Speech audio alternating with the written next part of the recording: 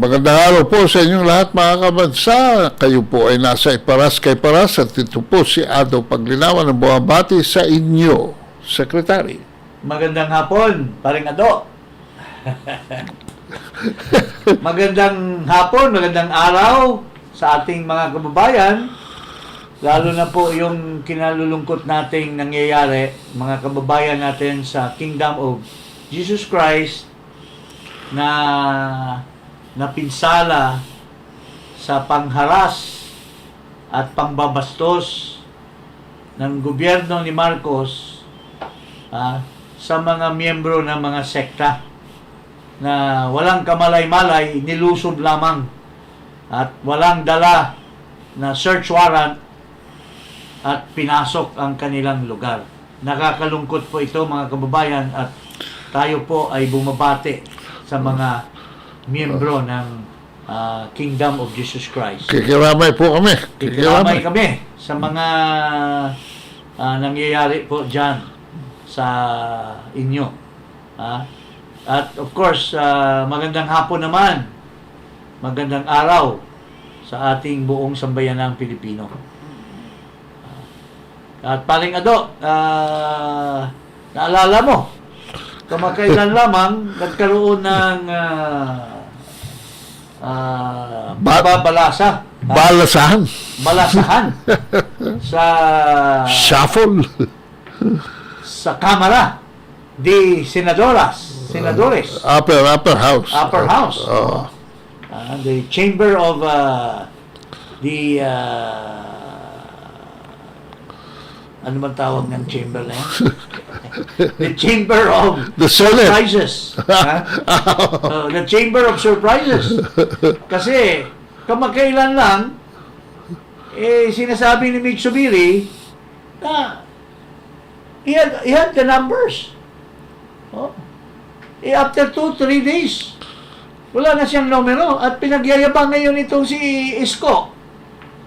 I call him Isko dahil naging kasama namin ito sa Kongreso.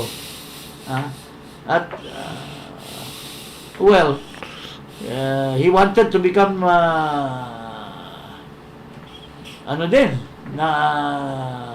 Speaker of the House. Naglaban-laban kami. Ako, si Isko, at saka si Ronnie Zamora. Okay.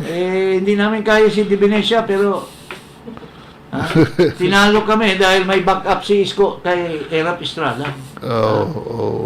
Pinunduhan ni Erap at nakuha niya yung taga Caloocan, taga Bulacan, taga Romblon. Nadali niya. Backup by Erap. Kaya natalo ako ng 2 boto lamang. Wow. Kaya siya naging minority leader. So, dito naman sa Senado, he's not somebody who will just be able to convince these people. Wala na si Erap.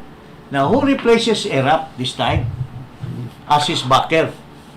Si Jinggoy. Jinggoy. But, of course, it's obvious.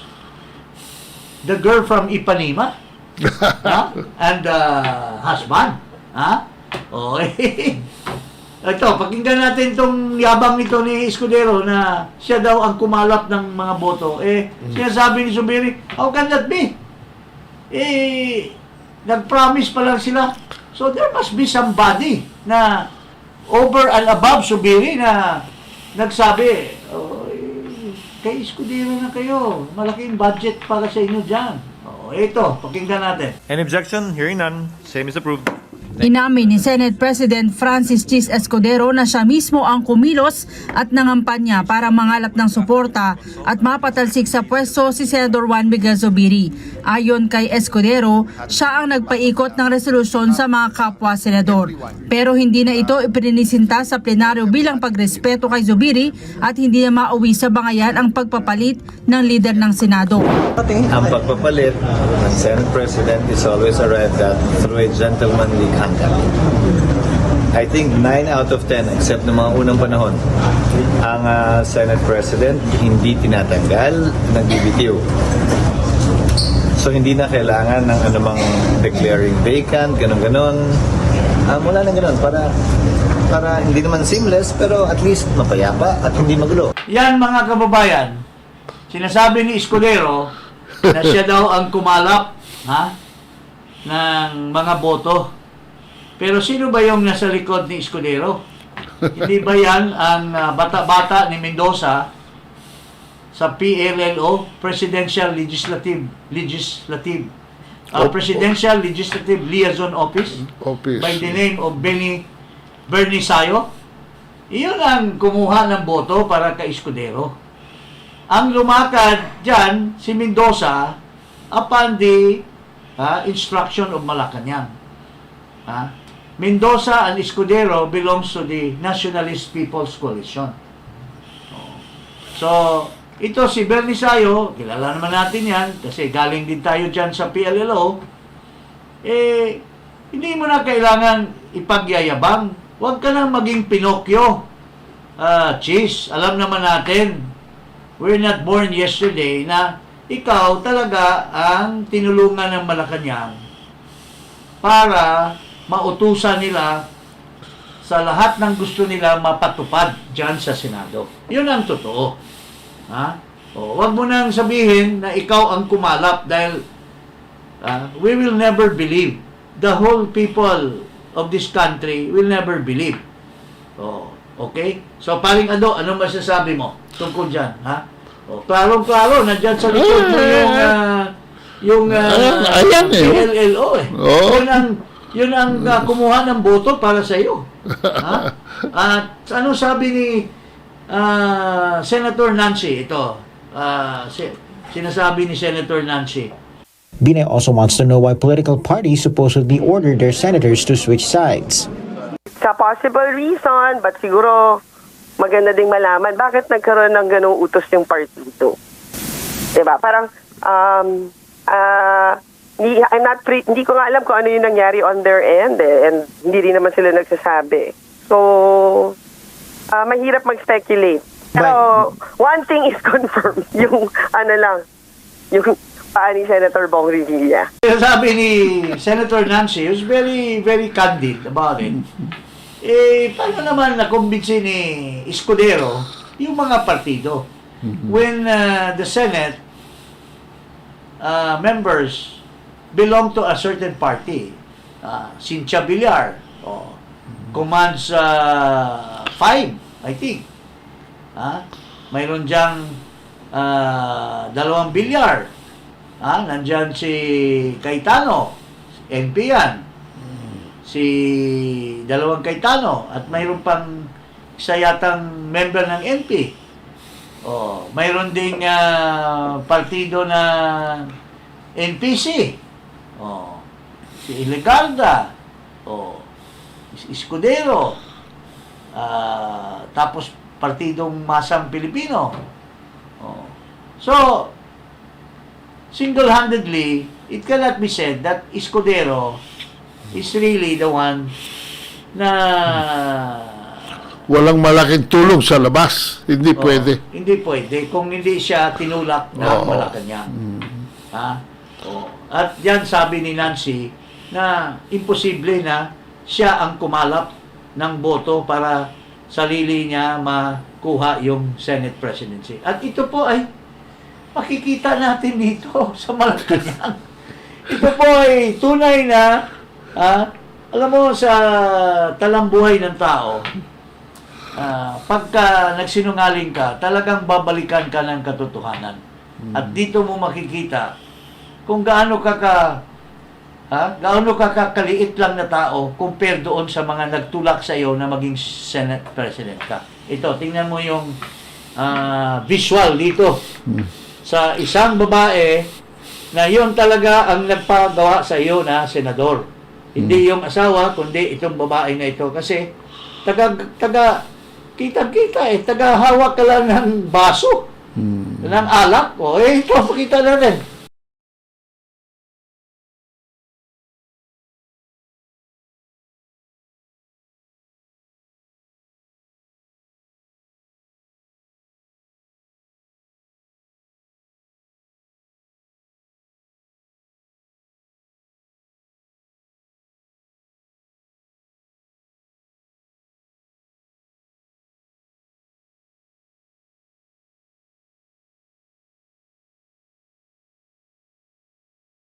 ikaw ba isang dignitary, co-equal branch, the head of the co-equal branch, ganun-ganunin lang ng isang babae na wala man lang accountability sa gobyerno? Wala na. Ha? Ano masasabi mo tungkol dyan? Ha? Binigyan ka ng may hawak ka ng bote, may hawak ka ng baso ng wine or whiskey. Ha? Kinuha sa kamay mo. Oh. Ha? Kinuha sa kamay mo, ininuman. At binalik sa iyo. At sabi, hawakan mo yan. Parang dating muchacho. Muchacho. Kasi siyempre, of course, feeling muchacho sa kanya dahil sabi siguro ni I made you. Lisa L or Lisa T or Lisa A, huwag ka nang magmamalaki. Kami naman gumawa sa iyo ng Senate President ilatak lang yung matira sa iyo dyan sa alak na yan. O kaya, it can also be viewed na you are the bartender of the night or the butler of the night. Hindi ba, pare? Oh. But, alam mo, it's in bad taste Grabe. Ha? Di ba nakakahiya, cheese, na gaganunin ka? Parang nabastos, Pambabastos sa'yo. Ng Senate President. Tsaka, itong babaeng ito, inom ng inom sa, mukhang lasing na Ha? Inom dito, inom doon, parang, she's out of her mind. What do you think? Oo, nakakahiya talaga. Parang, tama ba yung nakalaklak na siguro yun bago dumating dyan Tama ba yung pagtingin ko na parang nandito sa banda rito si Bongbong Marcos? Kasama niya, di ba? Kasama niya. Hindi man lang pinagsabihan na, honey, huwag mo naman ganunin ang ating Senate President. Maski bata natin yan, may dignidad pa naman yan. Huwag mo naman bastusin na ganyan lang. Pero wala magawa. Parang natameme si Pagka Chis. wala kang talagang sarili mong kayon, sarili mong paninindigan, talagang aapakan ka lang ng the powers that be. That is exactly what Mig Subiri realized at the end of the day. Anong sabi ni Mig? I have not fulfilled their utos. Hindi ko nagawa yung utos nila. Kaya sinipa ako. Because Migs has still certain dignity in him na ayaw naman niyang pakita sa taong bayan na nung una parang nautusan na siya at nahalata na ayaw niyang will go all the way. Na parang turumpo na lamang siya, di ba? Pinatutulak sa kanya yung charter change. Charter change.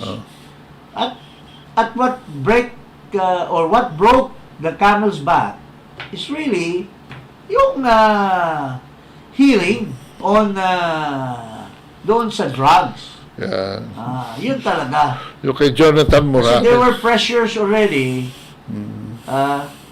In fact, nagsinungaling lang ito si De La Rosa in a way na talagang pinakiusapan yan ni Migs na, pare, wag mo naman, kasi may pressure na ako, pero, hindi nagpaawat si Bato.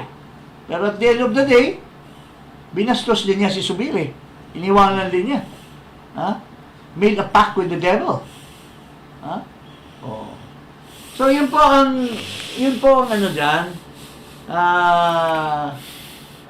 masasabi natin that no matter what you say to the public, Mr. Escudero, I've known you from since yesterday. I've known your character.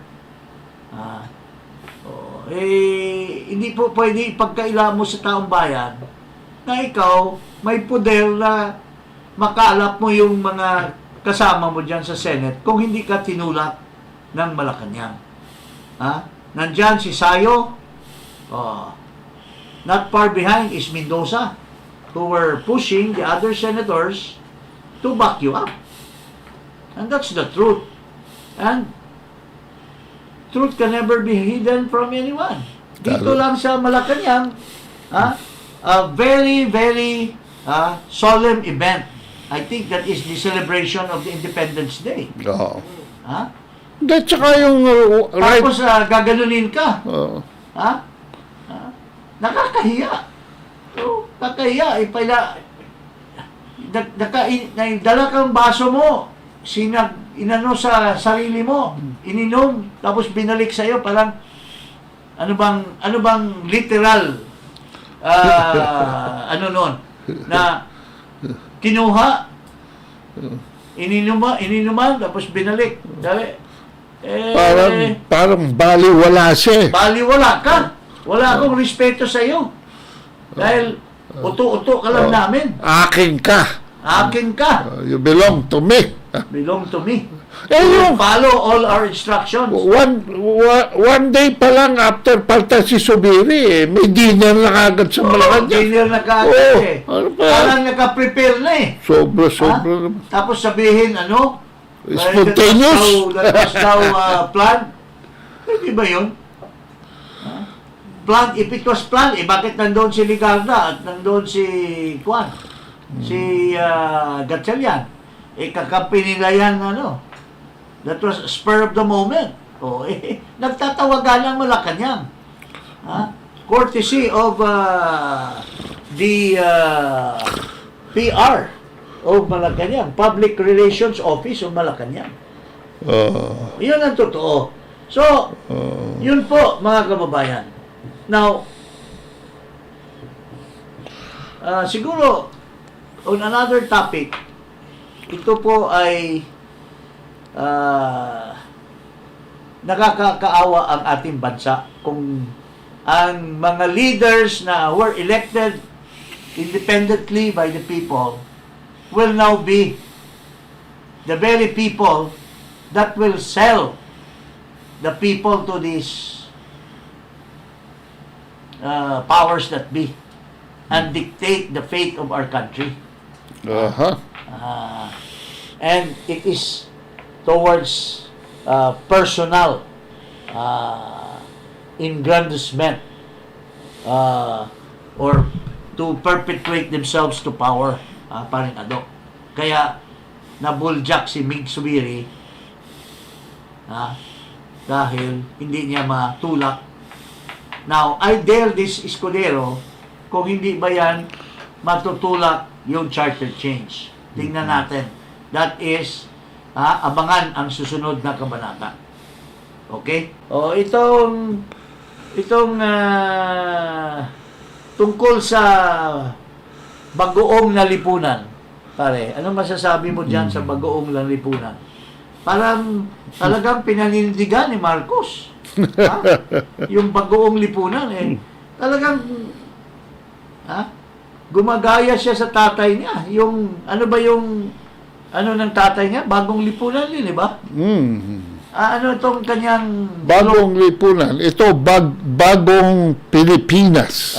So sa tatay, yung diktador na Marcos Sr., ang bagong lipunan. Okay.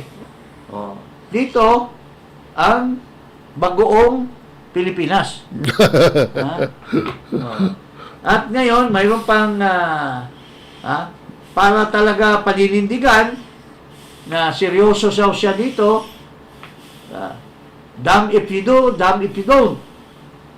Ay pinapatupad sa mga eskwelahan, sa mga government, local government. At kunyari, bini-brainwash ang taong bayan doon sa mga tinatatag niya ng mga virtues of the Filipinos. Ano masasabi mo dyan, pare? Bakit nila biglang ibinabalik yan? Para bang they're rallying for something, no? Na actually wala namang pinanggagalingan ito. It's not coming from anywhere. Because nung i-launch nila yung bagong na yan Maski pa anong bagoong, lagyan mo pa ng masarap na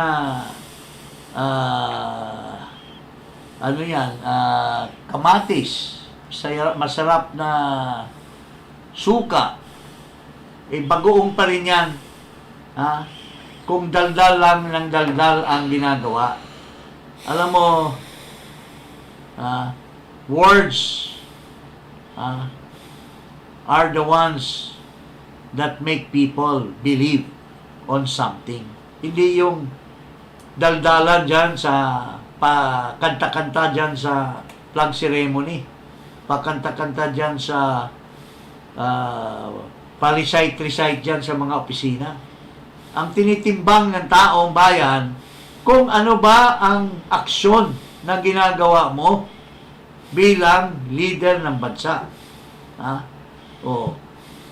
Ano na ba ang nangyayari sa mga pera na ginastos mo at may balik daw? Pare? May balik daw ng mga pledges? Nasaan na yung mga pledges? Are they turned now into reality? Ano masasabi mo, paring Ado? Well, tungkol dito, ano ba in the first place ang objective niyang movement na yan? No? Wala namang paruroonan yan at walang pinanggagalingan, walang paruroonan. The fact that hindi siya tumupad sa mga election promises niya, gumagawa na naman siya ng mga bagong patakaran para sumunod sa kanyang bayan, hindi naman alam ng tao kung saan pupwesto.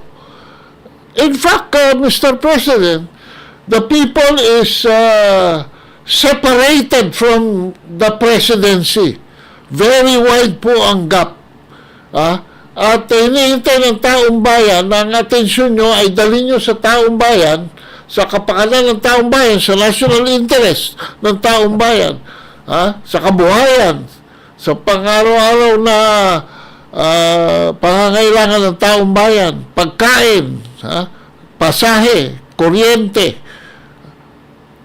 Yan ho ang bagong Pilipinas. Hindi ho ang bagong Pilipinas doon sa gera na dinadala nyo kami sa West Philippine Sea. Kaya hindi maintindihan ko ano yung bagoong Pilipinas na yan. Ang bagoong Pilipinas, ano ba yan? Marcos, ay yung bagoong talaga na mabaho. Yun ang tunay na pangyayari. People cannot relate. Yung sinusulat nyo, yung pinapabasa nyo, na bagoong Pilipino, o bagoong Pilipinas na yan, that's just a mere slogan.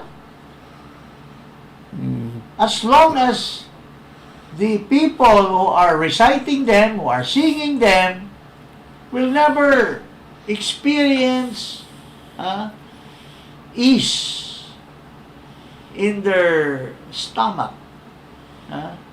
Yung konting happiness na makakain man lang ng masarap maski isang beses sa isang, makabili man lang ng bigas na magkasya sa buong pamilya nila, na makakain sa 3 beses sa isang araw. Ito yung tunay na bagong Pilipinas. Hindi yung mga slogans, hindi yung nagbabasa yung pinipilit mo yung isang empleyado dyan sa isang departamento, sa flag ceremony ng umaga, papabasahin mo. Mayroong mag-pledge of bagoong Pilipino. Pag punta niya doon sa tanghali, wala siyang pambili ng pagkain. Ano masarap doon sa ni-recite niyang bagoong Pilipinas? Ito wala namang kinakain. I-deliver muna niya yung kare-kare bago niya ipasok yung bagoong. Bago mo ipasok yung bagoong, wala pa kare-kare. mayroon ka munang kare-kare or yung daing na bangus na lalagyan mo ng bagoong. Nauna yung bagoong, wala namang forthcoming. Pagdating ng tanghali, wala siyang forthcoming na bigas. So, paano masyahan yung nagbabasa at nagre-recite at nagkakanta doon sa bagoong Pilipinas mo? Ha? Mr. Marcos? So, Tapos tuloy-tuloy pang kikitil ng human rights, no? Katulad nung nangyari sa KOJC sa Davao. tapos, prevent yung mga tao from demonstrating. listening to Yung may freedom of speech ng mga rallies ni President Duterte. Tsaka pagka ikaw katulad ni Kibuloy, na pagbinta ka na, diskarte ka, guilty ka na, lulusubin ka na ng gano'n. Hindi ba yun din nangyari dito sa isang congressman? Ito, tulad nitong si Arnie Teves. Ito, pakinggan natin dahil ang sinasabi ni Topacio, mayroon kasi dyan sa Department of Justice na isang assistant secretary, with due respect. Hindi ko po alam dahil sa huling pag-alala ko sa aking kaibigan na si Secretary Boying Rimulya, matino yung Department of Justice. At yung mga pinopronounce niya ay galing sa kanyang sariling pag-iisip at sariling pag-aaral. With the assistance of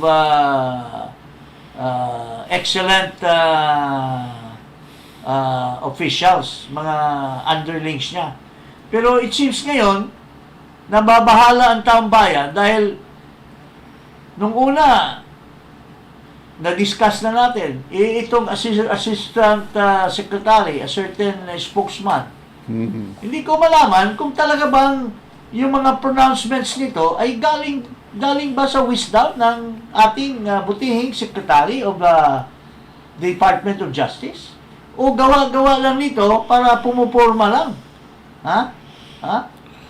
Sabi nung iba, bakit may tipo daw, bakit hindi na lang mag-artista at bakit pa magiging spokesman?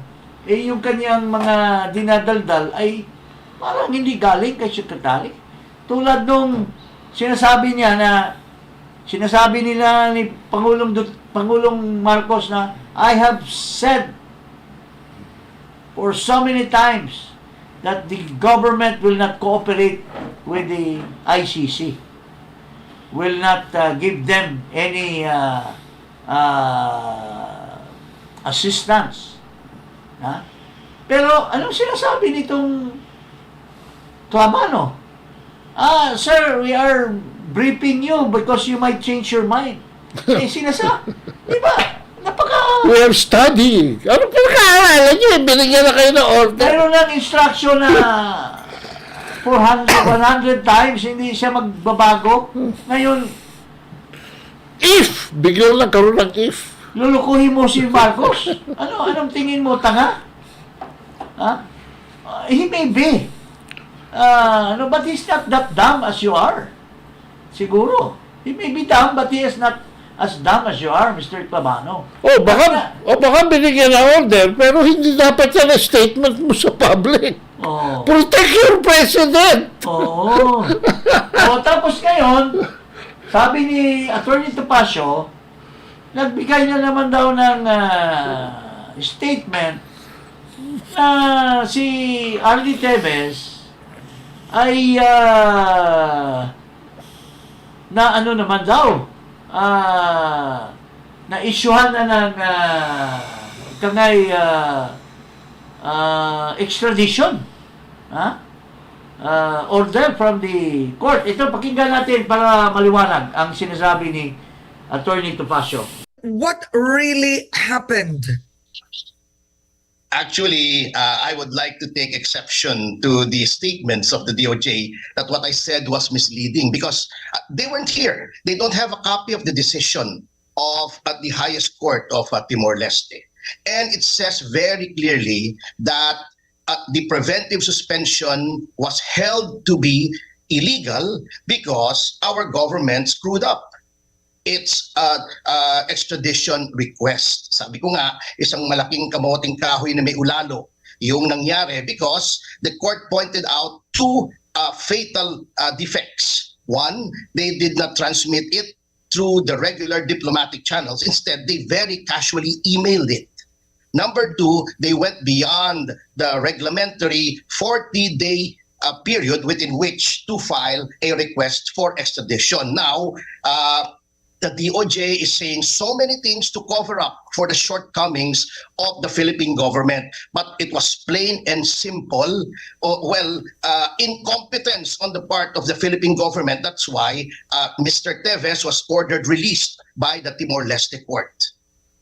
Okay, so if I understand this, number one, what you're saying in effect is you received a court order to the effect of the detention of Representative Teves, saying it was illegal. So that's one.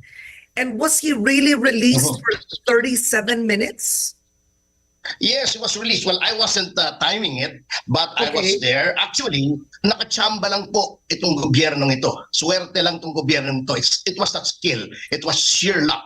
We were here for the extradition hearings of Mr. Teves. When we arrived, we received this order saying that he has been restored to full freedom. I even vibered a copy of the dispositive portion to our friends in media just to belie the irresponsible statements of Mr. Clavano that I was being irresponsible.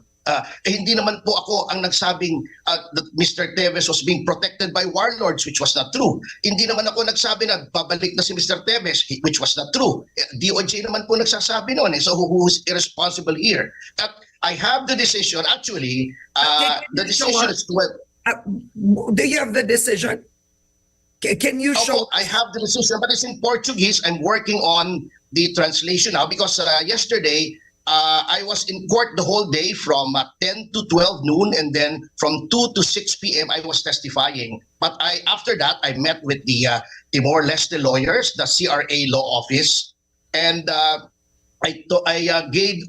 was given a briefing on what the import of the decision really was, and it was really confirmed that it was because of incompetence on the part of the Philippine government. That's why he was released.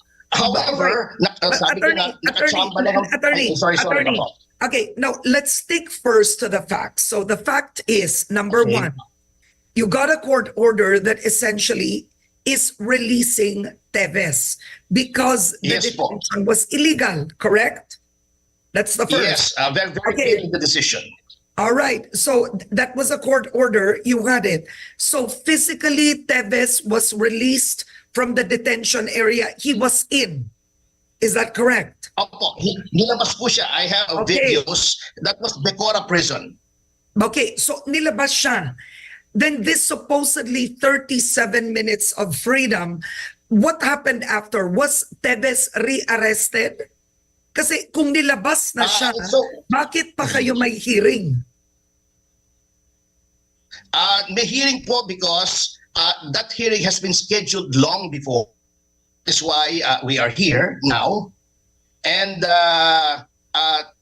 the next day, there would be a hearing on the extradition before another court. This was not the court that ordered the release of Mr. Teves. So, just like in the Philippines, alam niyo po, yung extradition procedure is practically the same all over the world. Every civilized nation follows the same, including the Philippines, where I have appeared in many extradition cases, that the person, they call it the extraditee, is taken into custody of the extradition court to ensure that he or she appears before the court when the hearing starts. So, iba po na hindi naman aresto ito eh. Ang tawag po rito sa procedure ng extradition ay custodia legis. He was taken in the custody of the court. So, he was not taken back to prison. He was in a holding area with the Philippine National Policía Nacional de Timor-Leste Police. He is in a holding area na may rehas, may mga katulad ng Becora prison. He is in the headquarters of the Philippine Timor-Leste National Police. Basing it from the statement of Attorney Topacio, who explained it thoroughly, no? it's very clear that the issue now remains is whether or not the Timor-Leste government will grant the request of the Philippine government for the extradition of former Congressman Tevez. And according to Topacio, in Timor-Leste, unlike other countries, Timor-Leste has no extradition treaty with the Philippines. Although Timor-Leste does not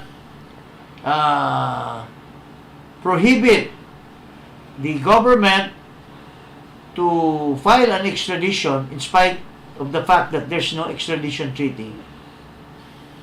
The filing of extradition request should be based on the merits. It is not parang kangay condition precedent. So if they're able to convince Justify. to justify, there are certain conditions. It's not political. It's not. I think Senate Attorney Topacio has explained thoroughly. There are 4 conditions that must be met if an extradition be allowed, Even without a treaty. even without a treaty. Wow. So, doon naman sa issue na sinasabi niya, nagkamali na naman si Mr. Clavano sa pag-announce na makarating na sa Pilipinas si Tevez.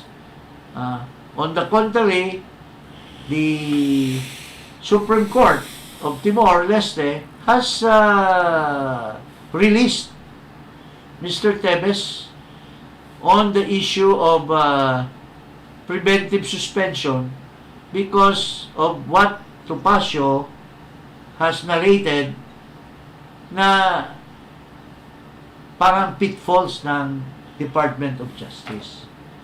Now, ito po yung nakikita natin na pangyayari ngayon sa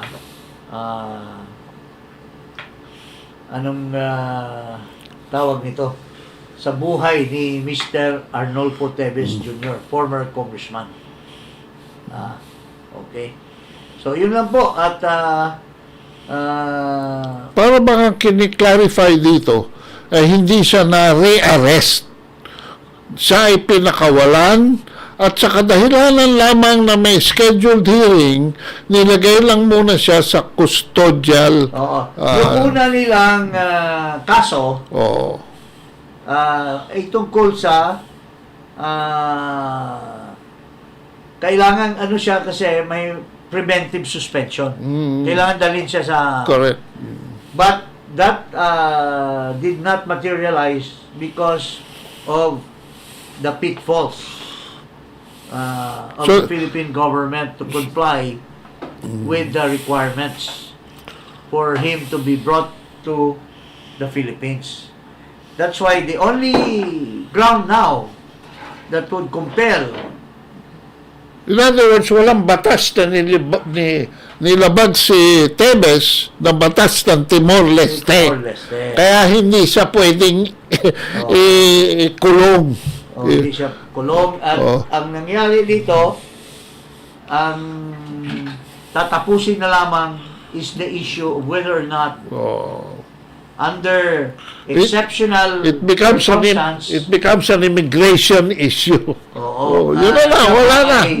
Payagan na malitis sa kanyang sariling... Ang nakikita ko dyan, having worked with the embassy for quite a while is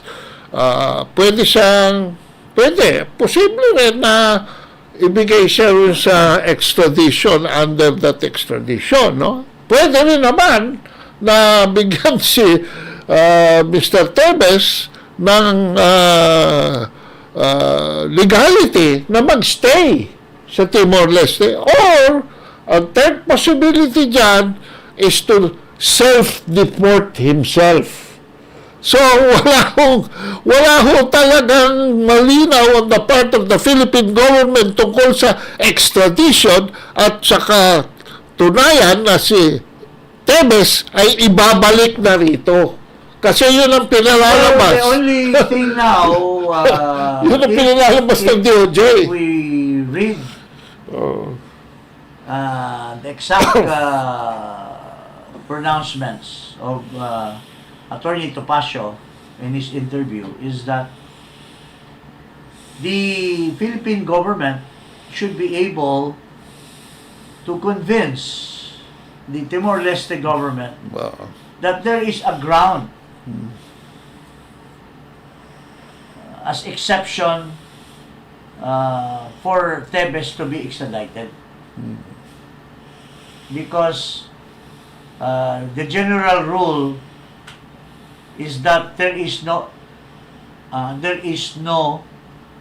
extradition treaty between the Philippines and Timor-Leste. Which means there is no recourse for the Philippine government outside of an exception. Outside of an exception. Yes. Ngayon, kung ibibigay yun, to us, o hindi, hindi natin alam. to ask the Timor-Leste if magbagyan sila ng exception na otherwise Tebes should stay until he is found guilty of the crime Of anything. in his own country. Yes. So in other words, tatapusin muna yung Kaso niya dito. wherein Hindi pa siya kasi kriminal eh. wherein He's an innocent person. it would seem that those who were supposed to be the witnesses for his crime or for the charges that were hurled against him have all recanted.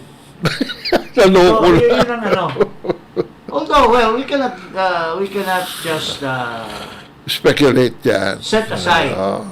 Baka the DOJ naman has also something under its sleeves. Baka Na meron maski nag-recant yan, mayroon pa rin silang ibang recourse to find him guilty. Unlike nung kay Lima na nag-recant at dinismiss. The DOJ did not contest it when it should have. Mukhang pinaghirapan itong kaso na ito nung panahon ni Duterte only to be pabayaan. Parang wala lang. Kasi friends na sila. So yun lang mga Ubus na ba yung kay Lima? Limang kaso yun Mayroon pa yata. Abangan na tutunod na Nakaligtas na. And well, she has to raise another amount of money using her dirty tricks because she's eyeing to run again for the Senate. So, ganap na naman siguro yan ng mga ibang mga Junel. Mga Junel at mga sino pa yung ibang mga Dayan, mga Junel para panalo. Okay. Huwag kalimutan mag-subscribe dito sa Paras kay Paras at i-click ang notification bell at mag-subscribe din sa YouTube sa @Ado Paglinawan. Sekretary, magpaalam na tayo. Magandang araw muli. Ito po, Iparas kay Paras.